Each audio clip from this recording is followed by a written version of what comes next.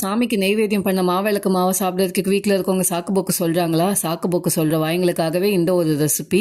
மாவிளக்கு மாவில் நல்லா துருவன தேங்காவை சேர்த்து நல்லா இது மாதிரி பால் ஷேப் பண்ணி எடுத்துக்கோங்க. பால் ஷேப் பண்ண பிறகு சூடான கவால நெய்யை சேர்த்து இதை திருப்பியும் அடை ஷேப் பண்ணி வைக்கிறதுங்க. விக்கின் ஒரு 3 to 4 மினிட்ஸ்லேயே இதோட கார்னர்ஸ் நல்லா ப்ரௌனிஷ் கலரில் வரும். ஃப்ளேம் வந்து ஒரு லோலேருந்து மீடியம் ஃப்ளேம் வச்சுருங்க. இப்போ பார்த்தீங்கன்னா கொஞ்சம் கொஞ்சமாக ப்ரௌனிஷ் கலரில் வருது. இது மாதிரி ப்ரௌனிஷ் கலர் வந்த பிறகு கொஞ்சம் பொறுமையாக திருப்பி விடுங்க. அப்படி இப்படின்னு கொஞ்சம் உடைய தான் செய்யும். உடஞ்சாலும் பரவாயில்ல, டேஸ்ட்டு தான் முக்கியம். பிகில் மாதிரி அப்படி இப்படின்னு ப்ரெஸ் பண்ணி வைக்கிங்கன்னா அது திருப்பியும் ஓட்டிக்கும்.